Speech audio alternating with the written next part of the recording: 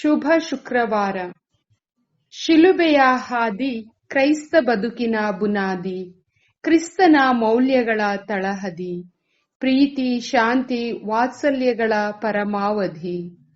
ದೇವಪುತ್ರ ಮಾನವನಿಗಾಗಿ ಮನುಷ್ಯನಾಗಿ ಮಾನವೀಯತೆಯನ್ನು ಕಲಿಸುತ್ತಾ ಮಾನವನು ದೇವರಾಗಬಲ್ಲ ಪರಿಯನ್ನು ತೋರಿದ ದಾರಿ ಈ ಶಿಲುಬೆಯ ಹಾದಿ. ಈ ಶಿಲುಬೆಯ ಹಾದಿಯ ಉದ್ದಕ್ಕೂ ಪ್ರಭು ಯೇಸು ನಮಗಾಗಿ ಮತ್ತು ನಮ್ಮ ರಕ್ಷಣೆಗಾಗಿ ಏನೆಲ್ಲ ಅವಮಾನ ಸಹಿಸಿದರು, ಎಷ್ಟೆಲ್ಲ ಯಾತನೆಯನ್ನು ಅನುಭವಿಸಿದರು ಎಂಬುದನ್ನು ಧ್ಯಾನಿಸಲಿದ್ದೇವೆ. ತಂದೆ ದೇವರು ನಮ್ಮೆಲ್ಲರನ್ನು ಅಪಾರವಾಗಿ ಪ್ರೀತಿಸಿದ್ದರ ಸಂಕೇತವಾಗಿ ತಮ್ಮ ಅತಿ ಪ್ರಿಯ ಪುತ್ರನನ್ನೇ ಬಲಿಯಾಗಿ ಅರ್ಪಿಸಿ ನಮ್ಮೆಲ್ಲರನ್ನು ಕೊಂಡುಕೊಂಡಿದ್ದಾರೆ. ಅವರ ಈ ವರ್ಣಿಸಲು ಸಾಧ್ಯವಿಲ್ಲದ ಪ್ರೀತಿಗೆ ಸರಿಸಾಟಿ ಯಾವುದೂ ಇಲ್ಲ. ಅವರ ಸೃಷ್ಟಿಗಳಾದ ನಾವು, ಅವರ ಪ್ರೀತಿ ಪಾತ್ರರಾಗಿ ಬಾಳಬೇಕಾದ ನಾವು ಪರಸ್ಪರ ದ್ವೇಷ, ಕಲಹ, ಸ್ವಾರ್ಥ, ಮೋಸ, ಮತ್ಸರದಿಂದ ತುಂಬಿ ವಿನಾಶದ ಹಂತವನ್ನು ತಲುಪುತ್ತಿದ್ದೇವೆ. ಇಂದಿನ ಈ ಶಿಲುಬೆ ಹಾದಿಯ ಯಾತ್ರೆಯು ನಮ್ಮಲ್ಲಿ ನಿಜವಾದ ಹೃದಯ ಪರಿವರ್ತನೆಯನ್ನು ಉಂಟು ಮಾಡಲಿ. ಯೇಸುವಿನ ಈ ಎಲ್ಲ ಯಾತನೆಗಳಿಗೂ ನಾವು ಮತ್ತು ನಮ್ಮ ಪಾಪಗಳೇ ಕಾರಣ ಎಂಬುದನ್ನು ಮನಗಂಡು ಪಶ್ಚಾತ್ತಾಪ ಪಟ್ಟು ಮನಮರುಗಿ ಯೇಸುವಿನತ್ತ ತಿರುಗಿಕೊಂಡು ಅವರನ್ನು ಅಪ್ಪಿಕೊಂಡು ಸದಾ ಅವರಲ್ಲಿ ಒಂದಾಗಿ ಬಾಳುತ್ತಾ ಸ್ವರ್ಗ ಸುಖವನ್ನು ಪಡೆಯಲು ಈ ಶಿಲುಬೆಯ ಹಾದಿ ನಮಗೆ ಪ್ರೇರಣೆಯಾಗಲಿ. ಭಕ್ತಿಯಿಂದ ನಾವೆಲ್ಲರೂ ಇದರಲ್ಲಿ ಭಾಗವಹಿಸಿ ಪ್ರಭುವಿನ ಕ್ಷಮೆ, ಪ್ರೀತಿ, ಕರುಣೆಗೆ ಪಾತ್ರರಾಗೋಣ. ಮೊದಲನೆಯ ಸ್ಥಳ, ಸತ್ಯಕ್ಕೆ ಅಸತ್ಯದ ತೀರ್ಪು.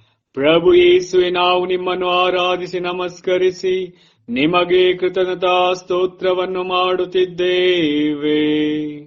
ಏಕೆಂದರೆ ನಿಮ್ಮ ಪವಿತ್ರವಾದ ಶಿಲುಬೆಯಿಂದ ಇಡೀ ಲೋಕವನ್ನು ರಕ್ಷಿಸಿದ್ದೀರಿ.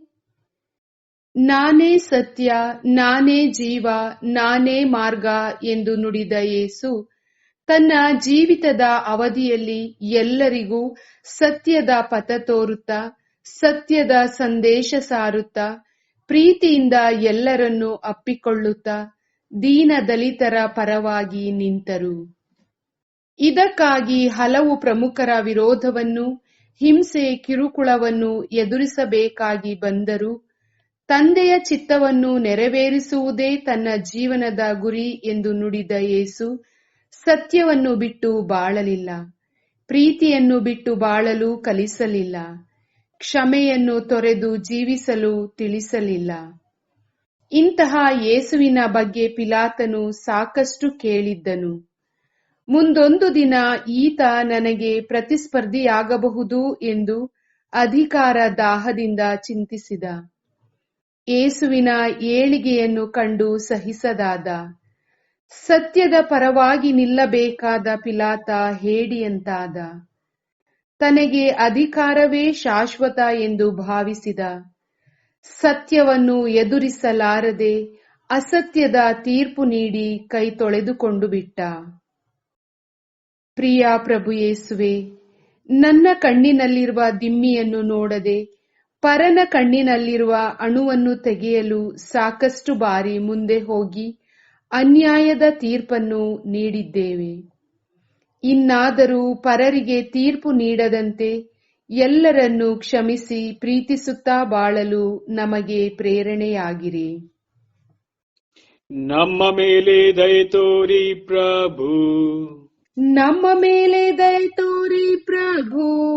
ವಿಶ್ವಾಸಿಗಳ ಆತ್ಮಗಳು ಸರ್ವೇಶ್ವರನ ಕೃಪೆಯಿಂದ ಸಮಾಧಾನದಲ್ಲಿ ವಿಶ್ರಮಿಸಲಿ. ಆಮೆನ್. ಎರಡನೆಯ ಸ್ಥಳ, ಅಸತ್ಯದ ಹೊರೆ ಹೆಗಲ ಮೇಲೆ. ಪ್ರಭು ಯೇಸುವೆ, ನಾವು ನಿಮ್ಮನ್ನು ಆರಾಧಿಸಿ ನಮಸ್ಕರಿಸಿ ನಿಮಗೆ ಕೃತಜ್ಞತಾ ಸ್ತೋತ್ರವನ್ನು ಮಾಡುತ್ತಿದ್ದೇವೆ. ಏಕೆಂದರೆ ನಿಮ್ಮ ಪವಿತ್ರವಾದ ಶಿಲುಬೆಯಿಂದ ಇಡೀ ಲೋಕವನ್ನು ರಕ್ಷಿಸಿದ್ದೀರಿ.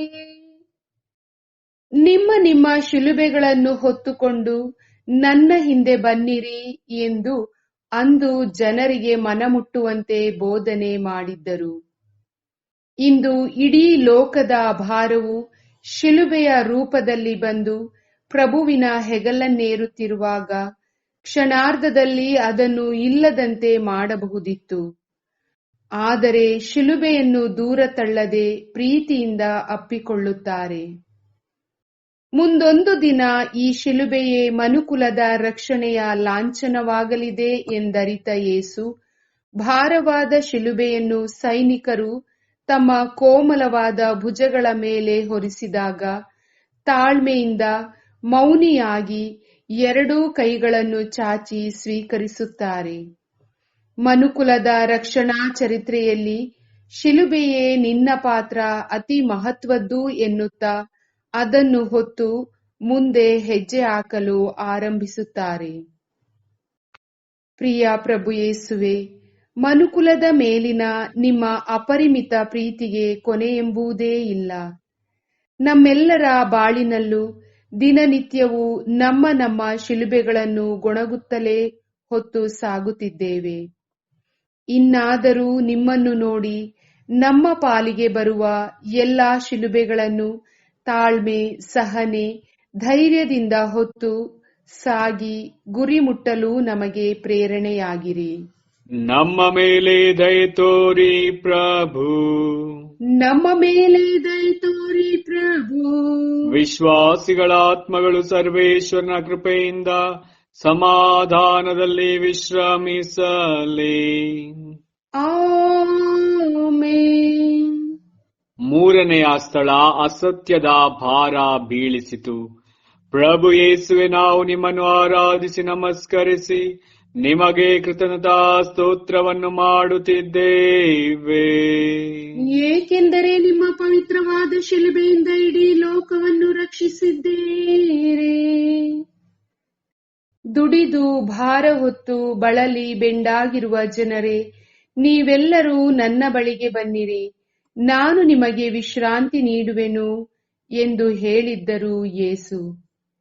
ಈಗ ತನ್ನ ಹೆಗಲ ಮೇಲಿದ್ದ ಶಿಲುಬೆಯ ಭಾರಕ್ಕೆ ಬಳಲಿ ಬೆಂಡಾಗಿ ನೆಲಕ್ಕೆ ಕುಸಿಯುತ್ತಾರೆ. ಗೆತ್ಸೆಮನೆಯ ಮನೋವೇದನೆ, ನಂತರದ ಯೂದನ ಗುರುದ್ರೋಹ, ಪ್ರೀತಿಯ ಶಿಷ್ಯರ ಪಲಾಯನ, ಪೇತ್ರನ ನಿರಾಕರಣೆ, ಸೈನಿಕರ ಹಿಂಸೆ, ಪರಿಹಾಸ್ಯ ಇವೆಲ್ಲವನ್ನು ಹಿಂದಿನ ದಿನವಷ್ಟೇ ಅನುಭವಿಸಿದ್ದ ಯೇಸು ಶಕ್ತಿಹೀನರಾಗಿ ಆ ಬಿರು ಬಿಸಿಲಿನಲ್ಲಿ ನಡೆಯಲಾರದೆ ಎಡವಿ ನೆಲಕ್ಕೆ ಬೀಳುವಾಗ ಅಪ್ಪ, ಪಿತನೇ ಎಂದು ಕೂಗಿರಬೇಕಲ್ಲವೇ? ಪ್ರಿಯ ಪ್ರಭು ಯೇಸುವೆ, ನಾವು ಸಹ ಈ ಲೌಕಿಕ ಆಶೆ ಆಮಿಷಗಳ ಹಿಂದೆ ಹೋಗಿ ಸಂಪತ್ತಿನ ಗಳಿಕೆಯಲ್ಲಿ ನಾಗಾಲೋಟದಿಂದ ಓಡುತ್ತಿರುವಾಗ ನಮಗರಿವಿಲ್ಲದಂತೆ ಪಾಪದಲ್ಲಿ ಬೀಳುತ್ತಿದ್ದೇವೆ. ಇನ್ನಾದರೂ ನಿಮ್ಮನ್ನು ನೋಡಿ ಈ ಲೌಕಿಕ ಆಶಾಪಾಶಗಳಿಗೆ ಬೀಳದೆ ನಿಮ್ಮನ್ನು ಹಿಂಬಾಲಿಸಿ ಬಾಳಲು ನಮಗೆ ಪ್ರೇರಣೆಯಾಗಿರಿ. ನಮ್ಮ ಮೇಲೆ ದಯೆ ತೋರಿ ಪ್ರಭು, ನಮ್ಮ ಮೇಲೆ ದಯೆ ತೋರಿ ಪ್ರಭು. ವಿಶ್ವಾಸಿಗಳ ಆತ್ಮಗಳು ಸರ್ವೇಶ್ವರನ ಕೃಪೆಯಿಂದ ಸಮಾಧಾನದಲ್ಲಿ ವಿಶ್ರಮಿಸಲಿ. ಆಮೆನ್. ನಾಲ್ಕನೆಯ ಸ್ಥಳ ಹೆತ್ತ ಕರುಳ ಭೇಟಿ. ಪ್ರಭು ಯೇಸುವೆ, ನಾವು ನಿಮ್ಮನ್ನು ಆರಾಧಿಸಿ ನಮಸ್ಕರಿಸಿ ನಿಮಗೆ ಕೃತಜ್ಞತಾ ಸ್ತೋತ್ರವನ್ನು ಮಾಡುತ್ತಿದ್ದೇವೆ. ಏಕೆಂದರೆ ನಿಮ್ಮ ಪವಿತ್ರವಾದ ಶಿಲುಬೆಯಿಂದ ಇಡೀ ಲೋಕವನ್ನು ರಕ್ಷಿಸಿದ್ದೀರಿ. ದೇವರ ವಾಕ್ಯವನ್ನು ಕೇಳಿ ಅದನ್ನು ಪಾಲಿಸಿ ನಡೆಯುವವರೇ ನನಗೆ ತಾಯಿ, ತಂದೆ, ಬಂಧು ಬಳಗ, ಸಹೋದರಿ, ಸಹೋದರ ಎಂದು ದೇವಾಲಯದಲ್ಲಿ ಹೇಳಿದ್ದರು. ಈಗ ಈ ಯಾತನೆಯ ಹಾದಿಯಲ್ಲಿ ಒಬ್ಬಂಟಿಯಾಗಿ ಸಾಗುತ್ತಿರುವಾಗ ಶತ್ರುಗಳ ಅಪಹಾಸ್ಯದ ಮಾತುಗಳು ಕಿವಿಗಪ್ಪಳಿಸುತ್ತಿರುವಾಗ, ಶಿಲುಬೆಯ ಹೊರೆ ಭಾರ ಎನಿಸುತ್ತಿರುವಾಗ, ಈ ಸಂದರ್ಭದಲ್ಲಿ ಮಾತೆ ಮರಿಯ ತನ್ನ ಕರುಳ ಕುಡಿಯನ್ನು ಮುಖಾಮುಖಿಯಾಗಿ ಸಂಧಿಸಲು ಓಡಿ ಬರುತ್ತಾರೆ. ತನ್ನನ್ನು ಸಲಹಬೇಕಾದ ಮಗ ಇಂದು ಎಲ್ಲರ ಮುಂದೆ ಅಪಮಾನಿತನಾಗಿ ಅಪರಾಧಿಯಂತೆ ಮೈಯೆಲ್ಲ ಗಾಯಗಳಾಗಿ ಬಟ್ಟೆಯೆಲ್ಲ ರಕ್ತಸಿಕ್ತವಾಗಿ ತನ್ನ ಮಗನೆಂದು ಗುರುತೇ ಸಿಗದಷ್ಟು ವಿರೂಪವಾಗಿ ಶಿಲುಬೆ ಹೊತ್ತು ಸಾಗುತ್ತಿರುವ ತನ್ನ ಅಕ್ಕರೆಯ ಮಗನನ್ನು ಕಂಡು ಗಟ್ಟಿಯಾಗಿ ರೋದಿಸುತ್ತಾರೆ. ಮಗನೇ, ಪಿತನ ಚಿತ್ತ ಇದೇ ಇರಬೇಕೇನೋ, ಅದಕ್ಕೆ ತಲೆ ಬಾಗಲೇಬೇಕಲ್ಲವೇ ಎಂದು ಮಗನ ಮೈದಡವಿ ಮುಂದೆ ಸಾಗಲು ಶಕ್ತಿ ತುಂಬುತ್ತಾರೆ. ಅಮ್ಮನ ಈ ಸ್ಪರ್ಶ ಯೇಸುವಿಗೆ ಮುಂದೆ ಸಾಗಲು ಧೈರ್ಯ ತುಂಬಿತು. ಪರಿಶುದ್ಧ ಮಾತೆ ಮರಿಯ, ಯೇಸುವಿನ ಯಾತನಾ ಹಾದಿಯಲ್ಲಿ ಅವರನ್ನು ಸಂಧಿಸಿ ಸಂತೈಸಿದ ತಾಯಿಯೇ, ಜೀವನದ ನೂರಾರು ಸಮಸ್ಯೆಗಳ ಸುಳಿಯಲ್ಲಿ ಸಿಲುಕಿ ಆಸಕ್ತಿಯನ್ನೇ ಕಳೆದುಕೊಂಡು ಕಂಗಾಲಾಗಿರುವ ನಮಗೆ ನೀವೇ ಸಾಂತ್ವನ ನೀಡುವವರಾಗಿ ನಮ್ಮ ಜೊತೆಯಲ್ಲಿದ್ದು ನಮಗೆ ಪ್ರೇರಣೆಯಾಗಿರಿ. ನಮ್ಮ ಮೇಲೆ ದಯೆ ತೋರಿ ಪ್ರಭು, ನಮ್ಮ ಮೇಲೆ ದಯೆ ತೋರಿ ಪ್ರಭು. ವಿಶ್ವಾಸಿಗಳ ಆತ್ಮಗಳು ಸರ್ವೇಶ್ವರನ ಕೃಪೆಯಿಂದ ಸಮಾಧಾನದಲ್ಲಿ ವಿಶ್ರಮಿಸಲಿ. ಆಮೆನ್. 5ನೆಯ ಸ್ಥಳ, ಭಾರಕ್ಕೆ ಹೆಗಲಾದ ಸೀಮೋನ. ಪ್ರಭು ಯೇಸುವೆ, ನಾವು ನಿಮ್ಮನ್ನು ಆರಾಧಿಸಿ ನಮಸ್ಕರಿಸಿ ನಿಮಗೆ ಕೃತಜ್ಞತಾ ಸ್ತೋತ್ರವನ್ನು ಮಾಡುತ್ತಿದ್ದೇವೆ. ಏಕೆಂದರೆ ನಿಮ್ಮ ಪವಿತ್ರವಾದ ಶಿಲುಬೆಯಿಂದ ಇಡೀ ಲೋಕವನ್ನೇ ರಕ್ಷಿಸಿದ್ದೀರಿ. ಯಾರಾದರೂ 1 ಕಿಲೋಮೀಟರ್ ನನ್ನೊಡನೆ ಬಾ ಎಂದರೆ ಅವನೊಂದಿಗೆ 2 ಕಿಲೋಮೀಟರ್ ಹೋಗು ಎಂದು ಈ ಹಿಂದೆ ಒಮ್ಮೆ ನೆರೆಯವರಿಗೆ ನೆರವಾಗುವ ಪರಿಯ ಬಗ್ಗೆ ಜನರಿಗೆ ಯೇಸು ವಿವರಿಸಿದ್ದರು. ಆದರೆ ಈಗ ಸ್ವತಃ ಯೇಸುವೇ ಬಳಲಿ ಬೆಂಡಾಗಿ ನಡೆಯಲಾರದೆ ಶಿಲುಬೆಯನ್ನು ಎಳೆದುಕೊಂಡು ಕಷ್ಟಪಟ್ಟು ಸಾಗುತ್ತಿರುವಾಗ ನೆರವಿಗೆ ಯಾರಾದರೊಬ್ಬರು ಸ್ವಇಚ್ಛೆಯಿಂದ ಧಾವಿಸಿ ಬರುವವರಿರಲಿಲ್ಲ. ಸೈನಿಕರು ಒತ್ತಾಯಪೂರ್ವಕವಾಗಿ ಸೀಮೋನನನ್ನು ಎಳೆದು ತಂದು ಯೇಸುವಿನ ಶಿಲುಬೆಯನ್ನು ಅವನ ಮೇಲೆ ಹೊರಿಸುತ್ತಾರೆ. ಸೀಮೋನನಿಗೆ ಒಂದೆಡೆ ಭಯ, ಮತ್ತೊಂದೆಡೆ ಕೋಪ. ಆದರೂ ಗೊಣಗುಟ್ಟುತ್ತಲೇ ಶಿಲುಬೆಗೆ ಕೈ ಹಾಕಿರಬೇಕು. ಅಪರಾಧಿ ಯಾರೆಂದು ಕುತೂಹಲದಿಂದ ಒಮ್ಮೆ ಮುಖ ನೋಡಿದಾಕ್ಷಣ ಆ ಕಣ್ಣುಗಳಲ್ಲಿ ಕರುಣೆ, ಪ್ರೀತಿ ಕಂಡು ಅವನ ಹೃದಯ ತಲ್ಲಣಗೊಂಡಿತು. ಕೋಪ ಕರಗಿತು, ಭಯ ದೂರವಾಗಿ ಸಂತೋಷದಿಂದ ಸುಮನದಿಂದ ಶಿಲುಬೆ ಹೊತ್ತು ಯೇಸುವಿನ ಜೊತೆಗೆ ಹೆಜ್ಜೆ ಹಾಕಿದ, ಆತ್ಮತೃಪ್ತಿಯನ್ನು ಅನುಭವಿಸಿದ. ಪ್ರಿಯ ಪ್ರಭು ಯೇಸುವೆ, ನಮ್ಮ ಜೀವನದಲ್ಲೂ ನಾವು ಪರರಿಂದ ನೆರವನ್ನು ಸದಾ ಬಯಸುತ್ತೇವೆ. ಆದರೆ ನಾವೇ ಪರರಿಗೆ ನೆರವಾಗುವ ಅವಕಾಶ ದೊರೆತಾಗ ಏನೇನೋ ನೆಪಗಳನ್ನು ಹೇಳಿ ಜಾರಿಕೊಳ್ಳುತ್ತೇವೆ. ಇನ್ನಾದರೂ ನಮ್ಮ ನೆರೆಹೊರೆಯವರ ಕಷ್ಟಗಳಿಗೆ ಸ್ಪಂದಿಸಿ ಸಾಂತ್ವನ ಹೇಳುತ್ತಾ ಕೈಲಾದ ನೆರವು ನೀಡಿ ಆತ್ಮತೃಪ್ತಿಯನ್ನು ಪಡೆಯಲು ನಮಗೆ ಪ್ರೇರಣೆಯಾಗಿರಿ. ನಮ್ಮ ಮೇಲೆ ದಯೆ ತೋರಿ ಪ್ರಭು, ನಮ್ಮ ಮೇಲೆ ದಯೆ ತೋರಿ ಪ್ರಭು. ವಿಶ್ವಾಸಿಗಳ ಆತ್ಮಗಳು ಸರ್ವೇಶ್ವರನ ಕೃಪೆಯಿಂದ ಸಮಾಧಾನದಲ್ಲಿ ವಿಶ್ರಮಿಸಲಿ. ಆಮೆನ್. 6ನೆಯ ಸ್ಥಳ, ನಿಸ್ವಾರ್ಥ ಸೇವೆಗೆ ಪ್ರಭುವಿನ ಮಮಕಾರ. ಪ್ರಭು ಯೇಸುವೆ, ನಾವು ನಿಮ್ಮನ್ನು ಆರಾಧಿಸಿ ನಮಸ್ಕರಿಸಿ ನಿಮಗೆ ಕೃತಜ್ಞತಾ ಸ್ತೋತ್ರವನ್ನು ಮಾಡುತ್ತಿದ್ದೇವೆ. ಏಕೆಂದರೆ ನಿಮ್ಮ ಪವಿತ್ರವಾದ ಶಿಲುಬೆಯಿಂದ ಇಡೀ ಲೋಕವನ್ನು ರಕ್ಷಿಸಿದ್ದೀರಿ. ನೋಡಲು ಆತನಲ್ಲಿ ಯಾವುದೇ ಅಂದಚಂದಗಳಿಲ್ಲ ಎಂದು ಪ್ರವಾದಿ ಯೆಶಾಯನು ಯೇಸುವಿನ ಬಗ್ಗೆ ಈ ಮೊದಲೇ ನುಡಿದಿದ್ದ. ಕೆದರಿದ ಕೂದಲು, ತಲೆಯಲ್ಲಿ ಮುಳ್ಳಿನ ಕಿರೀಟ, ಮುಖದ ತುಂಬ ರಕ್ತದ ಕಲೆಗಳು, ತೊಟ್ಟಿಕ್ಕುತ್ತಿರುವ ಬೆವರ ಹನಿಗಳು, ರಸ್ತೆಯ ಧೂಳು, ಎಲ್ಲವೂ ಸೇರಿ ವಿರೂಪಿಯಾಗಿ ಯೇಸು ಕಾಣುತ್ತಿದ್ದರು. ಈ ದೃಶ್ಯವನ್ನು ದೂರದಿಂದ ಹಲವಾರು ಮಹಿಳೆಯರು ನೋಡುತ್ತಿದ್ದರು. ಹತ್ತಿರ ಹೋಗುವ ಸಾಹಸ ಮಾತ್ರ ಯಾರೂ ಮಾಡಲಿಲ್ಲ.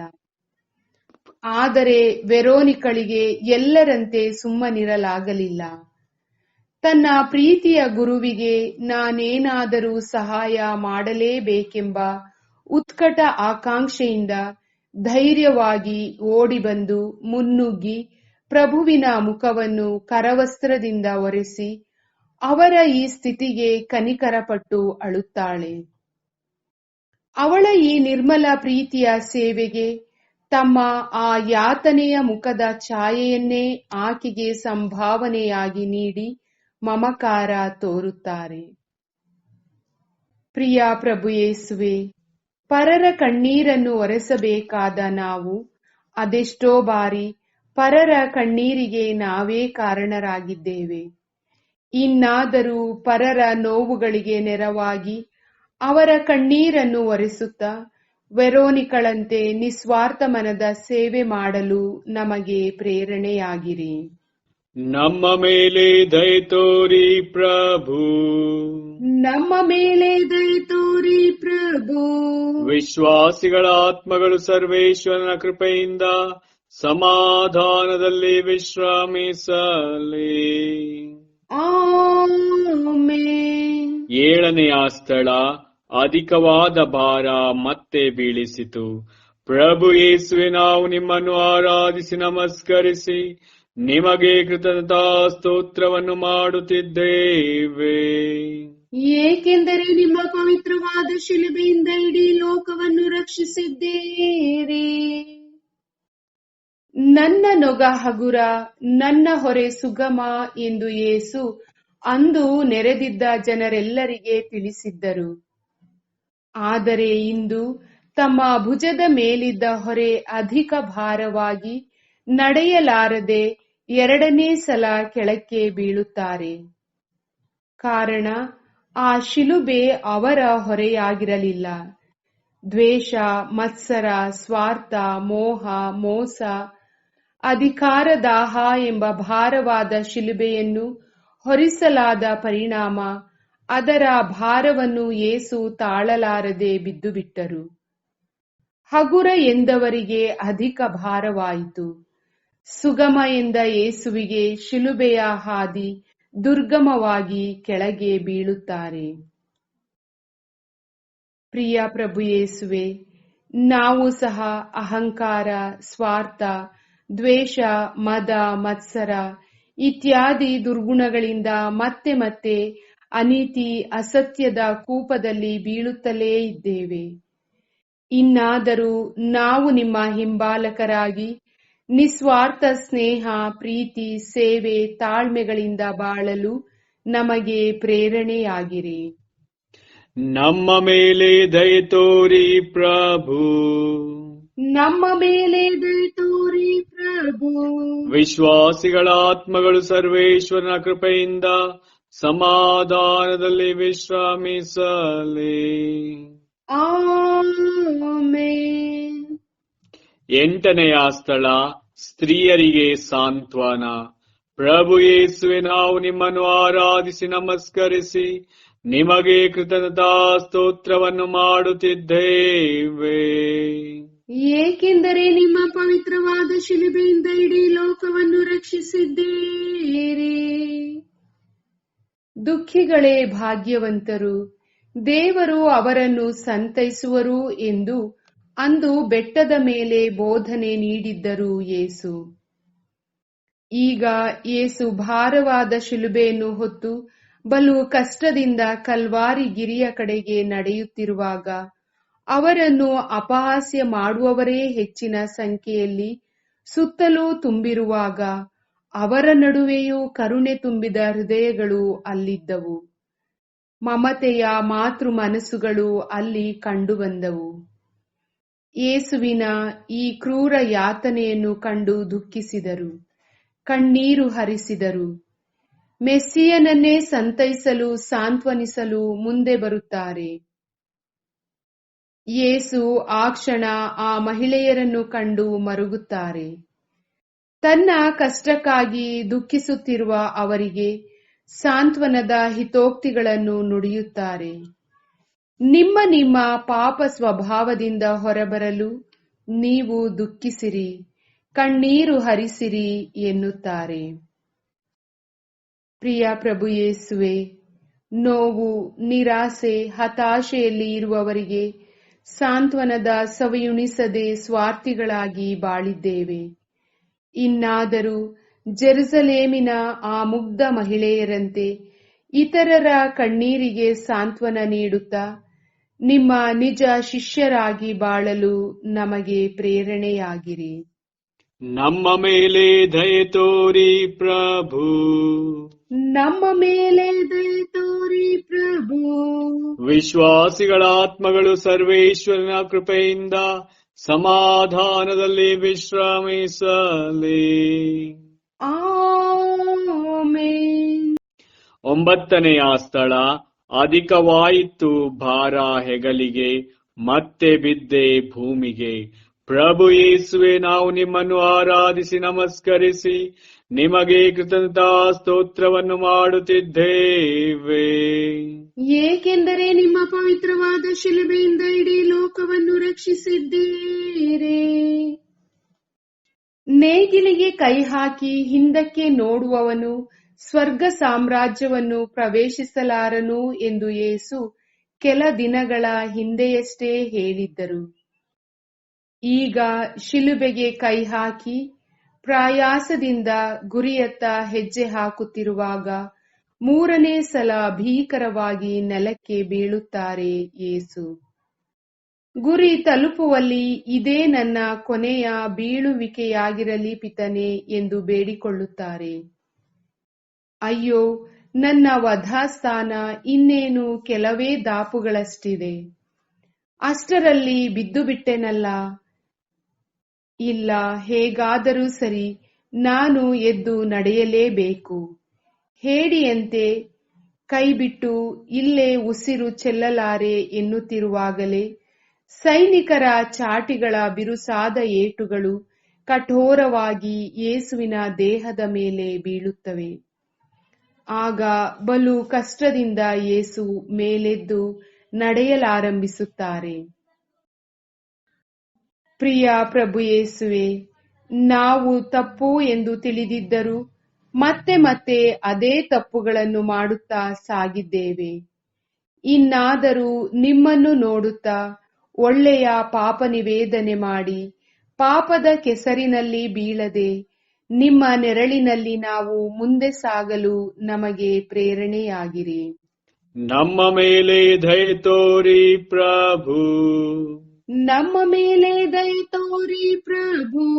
ವಿಶ್ವಾಸಿಗಳ ಆತ್ಮಗಳು ಸರ್ವೇಶ್ವರನ ಕೃಪೆಯಿಂದ ಸಮಾಧಾನದಲ್ಲಿ ವಿಶ್ರಮಿಸಲಿ. ಆಮೆನ್. 10ನೆಯ ಸ್ಥಳ. ಕಲ್ವಾರಿಯಲ್ಲಿ ಅವಮಾನ. ಪ್ರಭು ಯೇಸುವೆ, ನಾವು ನಿಮ್ಮನ್ನು ಆರಾಧಿಸಿ ನಮಸ್ಕರಿಸಿ ನಿಮಗೆ ಕೃತಜ್ಞತಾ ಸ್ತೋತ್ರವನ್ನು ಮಾಡುತ್ತಿದ್ದೇವೆ. ಏಕೆಂದರೆ ನಿಮ್ಮ ಪವಿತ್ರವಾದ ಶಿಲುಬೆಯಿಂದ ಇಡೀ ಲೋಕವನ್ನು ರಕ್ಷಿಸಿದ್ದೀರಿ.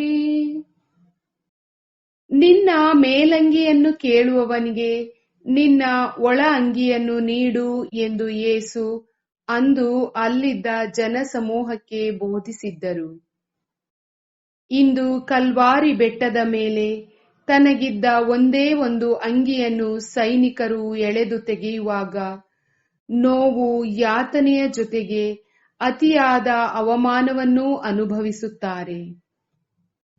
ತನ್ನಮ್ಮ ಪ್ರೀತಿಯಿಂದ ಎಣೆದು ನೀಡಿದ ಅಂಗಿಯನ್ನು ಹರಿದು ಎಳೆಯುವಾಗ ಅದೆಂತಹ ನೋವನ್ನು ಅನುಭವಿಸಿರಬೇಕಲ್ಲವೇ? ಅವಮಾನದಿಂದ ತಲೆ ತಗ್ಗಿಸಿ ನಿಂತ ಯೇಸುವನ್ನು ಕಂಡು ನೆರೆದಿದ್ದ ಜನಸಮೂಹ ನಾಚಿಕೆ ಪಡುವ ಬದಲು ನೋಡಿ ಕೇಕೆ ಹಾಕಿ ನಗುತ್ತಿತ್ತು.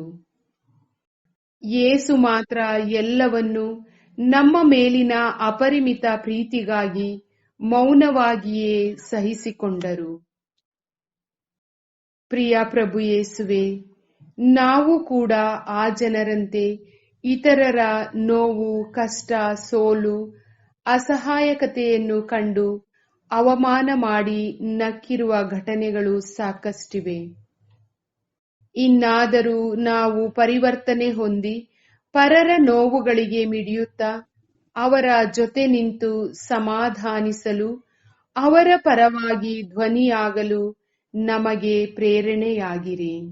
ನಮ್ಮ ಮೇಲೆ ದಯೆ ತೋರಿ ಪ್ರಭು, ನಮ್ಮ ಮೇಲೆ ದಯೆ ತೋರಿ ಪ್ರಭು. ವಿಶ್ವಾಸಿಗಳ ಆತ್ಮಗಳು ಸರ್ವೇಶ್ವರನ ಕೃಪೆಯಿಂದ ಸಮಾಧಾನದಲ್ಲಿ ವಿಶ್ರಮಿಸಲಿ. ಆಮೆನ್. 11ನೆಯ ಸ್ಥಳ ಸತ್ಯ ಶಿಲುಬೆಯಲ್ಲಿ ಬಂದಿ. ಪ್ರಭು ಯೇಸುವೆ, ನಾವು ನಿಮ್ಮನ್ನು ಆರಾಧಿಸಿ ನಮಸ್ಕರಿಸಿ ನಿಮಗೆ ಕೃತಜ್ಞತಾ ಸ್ತೋತ್ರವನ್ನು ಮಾಡುತ್ತಿದ್ದೇವೆ.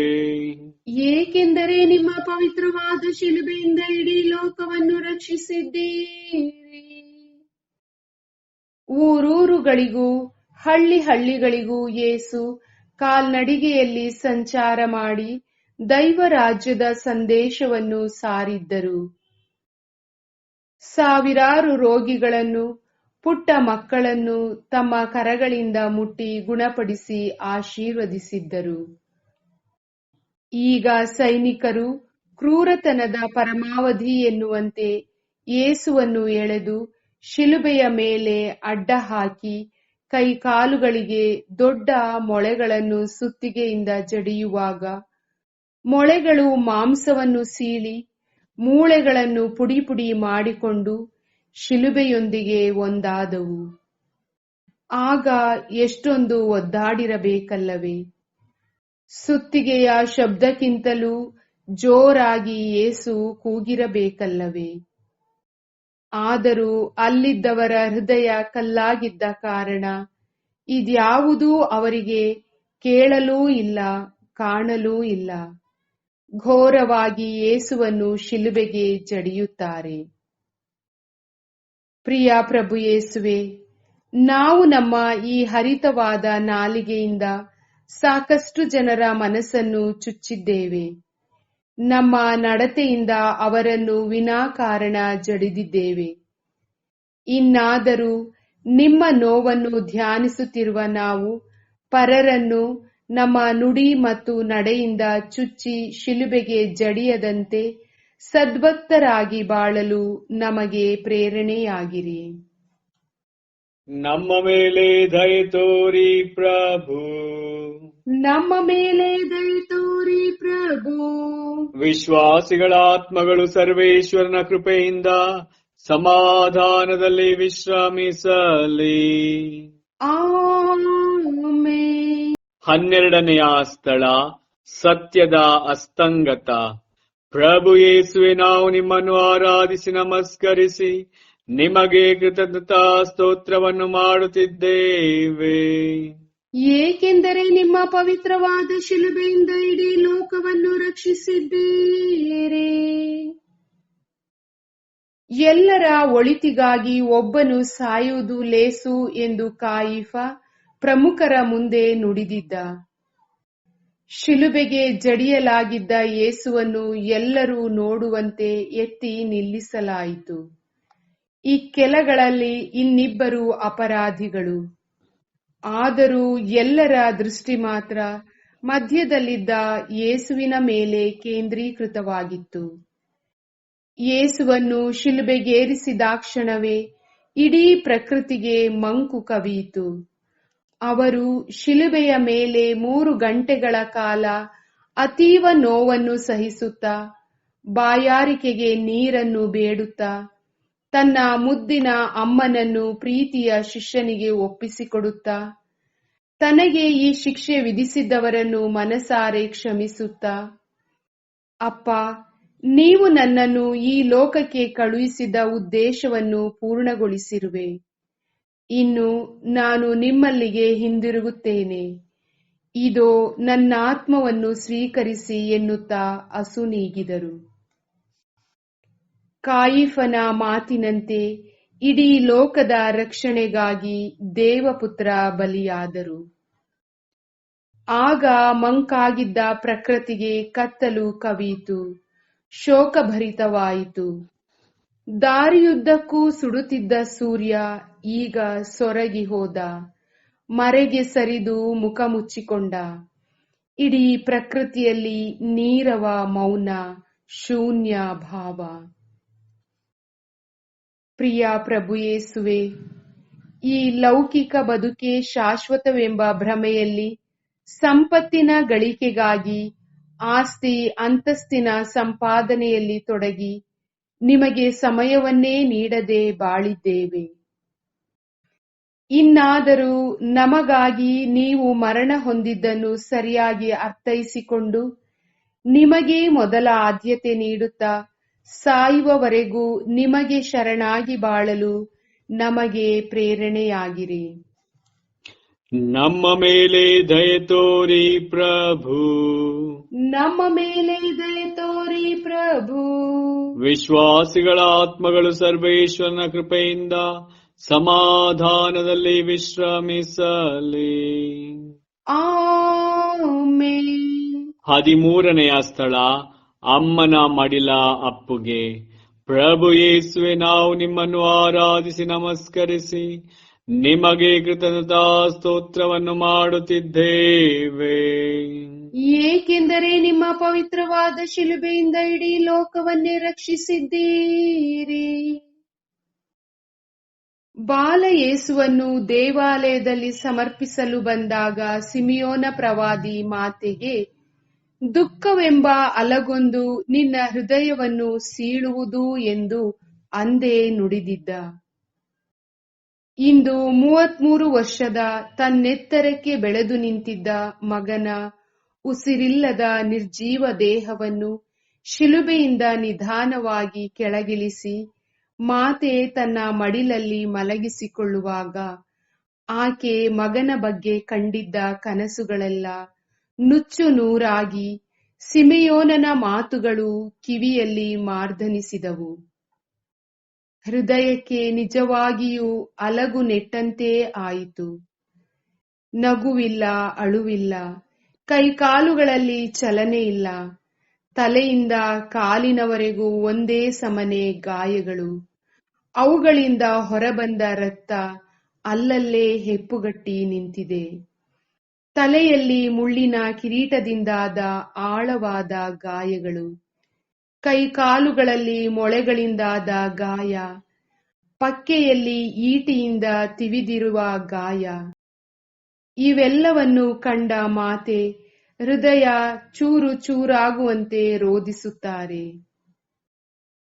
ಮಗ ತಾಯಿಯ ಅಂತ್ಯ ಸಂಸ್ಕಾರ ಮಾಡಬೇಕಾದುದು ಪದ್ಧತಿ. ಆದರೆ ಇಲ್ಲಿ ತಾಯಿಯೇ ತನ್ನ ಪ್ರೀತಿಯ ಕರುಳ ಬಳ್ಳಿಯ ಮೃತ ಶರೀರಕ್ಕೆ ಸಂಸ್ಕಾರ ಮಾಡುವ ಸ್ಥಿತಿ ಬಂದಿದೆ. ಪ್ರಿಯ ಮಾತೆಯೇ, ಮನುಕುಲದ ರಕ್ಷಣೆಗಾಗಿ ನಿಮ್ಮ ಮಗನನ್ನೇ ನೀಡಿದಿರಿ. ಆದರೆ ಹುಲು ಮಾನವರಾದ ನಾವು ನಿಮ್ಮ ತ್ಯಾಗವನ್ನು ಅರಿಯದೆ ಅಹಂಕಾರಿಗಳಾಗಿ ಬಾಳಿದ್ದೇವೆ. ಇನ್ನಾದರೂ ನೀವು ಪಟ್ಟ ನೋವನ್ನೆಲ್ಲ ಅರಿತುಕೊಂಡು ನಿಮಗೆ ಒಳ್ಳೆಯ ಮಕ್ಕಳಾಗಿ ಪ್ರಭು ಯೇಸುವಿಗೆ ಯೋಗ್ಯ ಹಿಂಬಾಲಕರಾಗಿ ಬಾಳಲು ನಮಗೆ ಪ್ರೇರಣೆಯಾಗಿರಿ. ನಮ್ಮ ಮೇಲೆ ದಯೆ ತೋರಿ ಪ್ರಭು, ನಮ್ಮ ಮೇಲೆ ದಯೆ ತೋರಿ ಪ್ರಭು. ವಿಶ್ವಾಸಿಗಳ ಆತ್ಮಗಳು ಸರ್ವೇಶ್ವರನ ಕೃಪೆಯಿಂದ ಸಮಾಧಾನದಲ್ಲಿ ವಿಶ್ರಮಿಸಲಿ. ಆಮೆನ್. 14ನೆಯ ಸ್ಥಳ ಪ್ರಭುವಿನ ಸಮಾಧಿ ನಿತ್ಯ ಜೀವನಕ್ಕೆ ಬುನಾದಿ. ಪ್ರಭು ಯೇಸುವೆ, ನಾವು ನಿಮ್ಮನ್ನು ಆರಾಧಿಸಿ ನಮಸ್ಕರಿಸಿ ನಿಮಗೆ ಕೃತಜ್ಞತಾ ಸ್ತೋತ್ರವನ್ನು ಮಾಡುತ್ತಿದ್ದೇವೆ. ಏಕೆಂದರೆ ನಿಮ್ಮ ಪವಿತ್ರವಾದ ಶಿಲುಬೆಯಿಂದ ಇಡೀ ಲೋಕವನ್ನು ರಕ್ಷಿಸಿದ್ದೀರಿ. ಲಾಜರನೇ ಹೊರಗೆ ಬಾ ಎಂದಾಕ್ಷಣ ಸತ್ತಿದ್ದ ಲಾಜರ ಎದ್ದು ಹೊರ ನಡೆದು ಬಂದಿದ್ದ ಅಂದು. ಇಂದು ಪ್ರಭು ಯೇಸುವನ್ನು ಸಮಾಧಿಯೊಳಗೆ ಮೌನವಾಗಿ ಮಲಗಿಸಲು ಕರೆದೊಯ್ಯುತ್ತಿದ್ದಾರೆ. ಮರಣ ಹೊಂದಿದ್ದ ಯೇಸುವಿನ ಶರೀರಕ್ಕೆ ಅಂತಿಮ ವಿಧಿವಿಧಾನಗಳನ್ನು ಮಾಡಲು ಬೆರಳೆಣಿಕೆಯ ಆಪ್ತರು ಮುಂದೆ ಬಂದು ಎಲ್ಲಾ ಸಿದ್ಧತೆಗಳನ್ನು ಮಾಡಿಕೊಂಡರು. ಬಡವನಾಗಿ ದನದ ಕೊಟ್ಟಿಗೆಯಲ್ಲಿ ಹುಟ್ಟಿದ ಯೇಸು ಬಡಗಿಯ ಮಗನಾಗಿ ಬಡತನದಲ್ಲೇ ಬೆಳೆದಿದ್ದರು. ಬಡತನದ ಎಲ್ಲ ಸಿಹಿ ಕಹಿಗಳನ್ನು ಅವರು ಸವಿದಿದ್ದರು. ಕೊನೆಗೆ ತನ್ನದಾದ ಒಂದು ಸಮಾಧಿಯೂ ಇರದೆ ಬೇರೆ ಯಾರಿಗೋ ಕಾಯ್ದಿರಿಸಿದ್ದ ಸಮಾಧಿಯಲ್ಲಿ ಭೂಸ್ಥಾಪನೆ ಮಾಡುವ ಸ್ಥಿತಿ ಬಂತು.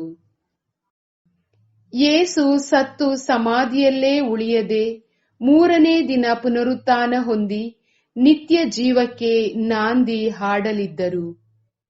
ಯೇಸುವಿನ ಸಮಾಧಿಯು ನಮ್ಮೆಲ್ಲರ ನಿತ್ಯ ಜೀವನಕ್ಕೆ ಬುನಾದಿಯಾಯಿತು. ಪ್ರಿಯ ಪ್ರಭು ಯೇಸುವೆ, ಈ ಲೋಕ ಸುಮ್ಮನೆ, ಅಲ್ಲಿದೆ ನಮ್ಮ ಮನೆ ಎಂಬುದ ಮರೆತು ಶಾಶ್ವತ ಬದುಕು ಇಲ್ಲೇ ಎಂಬ ಆಲೋಚನೆಯಲ್ಲಿ ಮುಳುಗಿದ್ದೇವೆ. ಇನ್ನಾದರೂ ನಾವೆಲ್ಲರೂ ಒಂದಲ್ಲ ಒಂದು ದಿನ ಸ್ವರ್ಗ ಸಾಮ್ರಾಜ್ಯದತ್ತ ಹೆಜ್ಜೆ ಹಾಕಲೇಬೇಕೆಂದು ಅರಿತು ನಮ್ಮ ಎಲ್ಲಾ ಕೆಟ್ಟತನವನ್ನು ಬಿಟ್ಟು ನಿಮ್ಮಲ್ಲೇ ಸಂಪೂರ್ಣ ವಿಶ್ವಾಸವಿರಿಸಿ ಬಾಳುತ್ತಾ ಮುಂದೊಂದು ದಿನ ನಾವು ಮರಣ ಹೊಂದಿ ಸಮಾಧಿ ಸೇರಿದಾಗ ನೀವು ನಮಗೆ ನಿತ್ಯ ಜೀವವನ್ನು ನೀಡುವಿರಿ ಎಂಬ ಬಲವಾದ ಭರವಸೆಯಿಂದ ಬಾಳಲು ನಮಗೆ ಪ್ರೇರಣೆಯಾಗಿರಿ.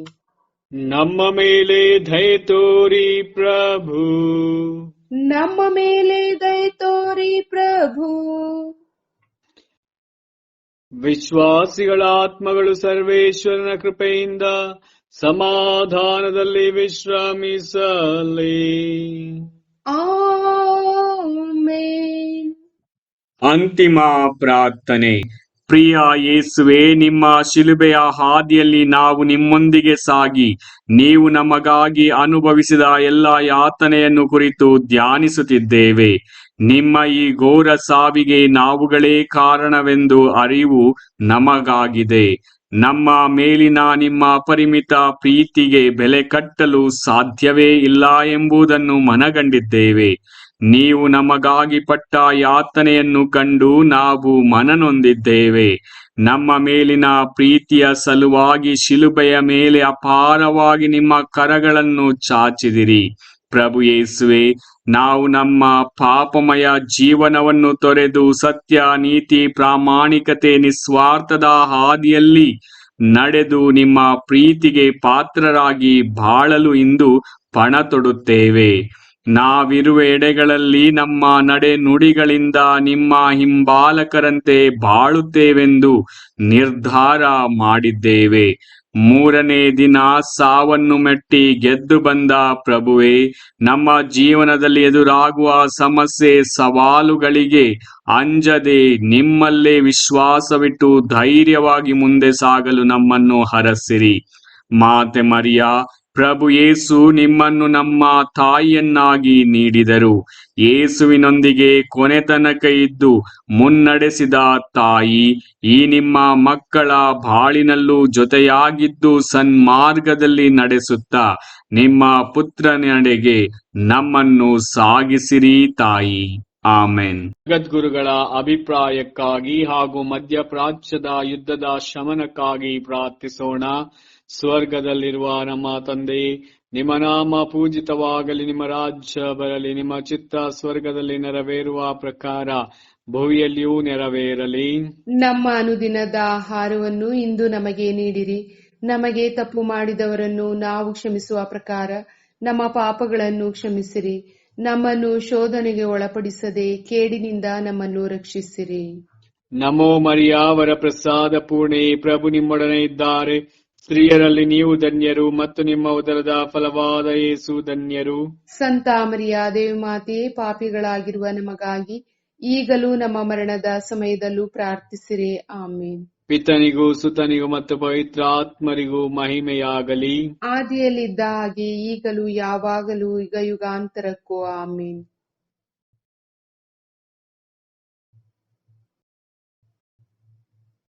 ಪುತ್ರರೊಡಗೂಡಿ ಹರಸೆಮ್ಮನು ತಾಯೇ. ಪವಿತ್ರ ಶಿಲುಬೆಯ ಗುರುತಿನ ಮೂಲಕ ನಮ್ಮ ವೈರಿಗಳಿಂದ ನಮ್ಮನ್ನು ರಕ್ಷಿಸಿರಿ. ನಮ್ಮ ಸರ್ವೇಶ್ವರ ಪಿತನ ಸುತನ ಮತ್ತು ಪವಿತ್ರಾತ್ಮರ ನಾಮದಲ್ಲಿ ಆಮೇನ್.